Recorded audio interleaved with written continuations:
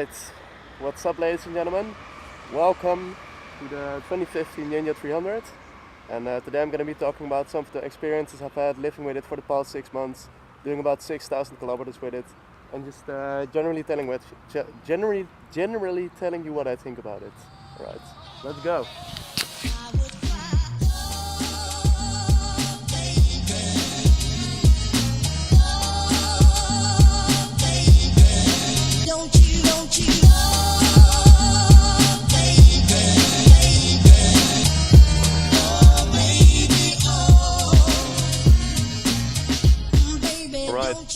Let's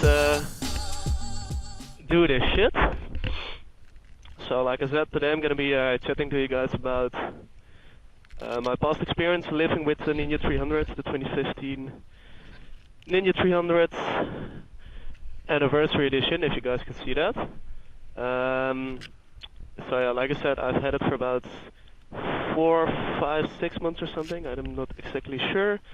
Bought it pretty much brand new, second hand, and it's done 6,700 kilometers. Mostly winter, but today it's a beautiful freaking day. The Ninja 300. Gonna be inserting some B-roll here of what the bike looks like. Maybe some pictures as well for my Instagram. So I guess that's a good way to start with the looks. Of course, this one is the anniversary edition with the performance package. So it's got the tail tidy. Hold on. It's got the tail tidy, a Kawasaki exhaust, and a double bubble windscreen and a special paint, which I think really helps it stand out, because there's a ton of these on the market, even here in Holland, because of the A2 license. And to be honest, I'm not really much of a fan of the standard Ninja 300. But this one does appeal to me, because it just looks that much sportier, that much more special. And it sounds a little bit better, it's a little bit more involving to ride, a little bit more engaging. And all of that just aids it to be a little bit more enjoyable of a bike to ride. So yeah, the handling, I mean it's not groundbreaking, but of course it's still a pretty light bike, even though it's like 30 kgs heavier than my KTM, but I mean it's also a beginner bike, so it has to be comfortable as well. And it is really comfortable. I've done a pretty long journey to Antwerp from here. Let's go right. That's like 2.5 hours on the highway, maybe 3 hours with my girlfriend on the back, which was absolutely fine. She was pretty comfortable as well, so yeah, it's actually quite a good touring bike. Legroom is a little bit cramped, the rear sets are a little bit high, but then again, like I said, it's a pretty sporty bike. The handlebar position is high, pretty close. I'm pretty tall, I'm like 184, 1 meters 84. So to me it's not really that much of a stretch. Knee room is a little bit cramped though. But other than that, I must say the seat is really comfortable and I've been absolutely fine. This light doesn't trigger on my bike, so I might have to wait on someone. So yeah, it's a really comfortable bike to go on touring. It's pretty sporty around the corners, could be a little bit harder, but it's not the end of the world since it's a beginner bike. Let's talk about the brakes. The brakes are kinda bad. The initial bite and the feel is pretty spongy, you don't really feel much connection to the actual brakes. So I might actually upgrade to some steel braided brake lines in the future. Oh my god, this is gonna take fucking ages. Might upgrade to some steel lines. The rear is like pretty much useless, except for around town. Pretty much no feel, almost no power. So yeah, brakes definitely a cost-cutting measure on this bike. And if you're gonna be doing some more sporty, aggressive riding, definitely look into upgrading that. Maybe even before you touch the suspension. But I'm gonna be selling this after 1.5 years when I get my full license anyways. So we were at brakes. I guess good for beginners because they're not that bitey, but anyone else but beginners, definitely a little lackluster. Okay, engine and acceleration. Coming from an A1 license, of course the first month the acceleration is gonna be great, because you're pretty much not used to any freaking power. I have noticed though, which is kind of the Ninja 300's signature trait, is that there's pretty much no torque down low. You have to be at like 9k, 10k, and then rev it out till 13k to a red line to get any like real power out of it. That was my bad, I should have let him go on first. You have to really rev the nuts of it to really get to the claimed like 39 horsepower. This way. Which, I mean, it's pretty fun. It makes for like an engaging ride, I guess. But when you're like trying to overtake someone on the highway, I mean, don't get me wrong, it will do like 190 kilometers an hour at top speed. But it does take a while to get there, and you do really have to push it to the red line. So take this as you will. If you like a more traditionally super sport bike like the inline 4s, where you have to rev the tits of it to get to the power, this is going to be right up your alley.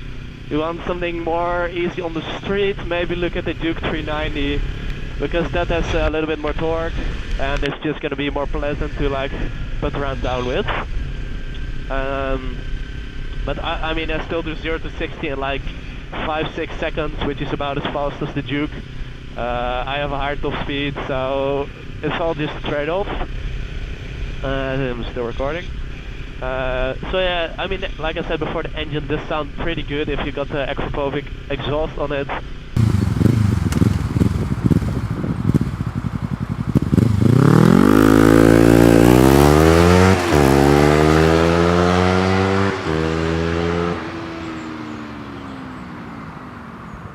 But don't expect anything amazing. Holy shit, that's a big dog. Oh my god. But I mean, the engine, it's bomb-proof reliable. It's been proven over the many years. This is pretty much the same engine that was in the Ninja 250. Pretty legendary. They did kind of change it a bit when they upgraded to the Ninja 400s, but all I've heard of those is that they're still really reliable. So I ride this bike every day. I've put 6k kilometers in 6 months, which isn't that much, but it's been a pretty crappy winter, to be honest, and I've had to go by transit a couple of times to my internship. Yeah, so I haven't... What are you doing? Can I please go past you? Thank you. Jesus. Mirrors, if you guys care about that. Pretty decent. Not as good as my RC125. I do notice there's a pretty big blind spot when the cars are like, yeah, in your blind spot. So I do really have to do the shoulder checks whenever you're changing lanes and stuff, which I mean you should always do anyways, but it's kind of bad for confidence levels where you don't really know what's going on behind you on the highway. But other than that, they're not as bad as some other sport bikes, I guess. I don't know. Yeah, they look kind of okay for stock mirrors. I guess the most important thing is how does it feel to ride?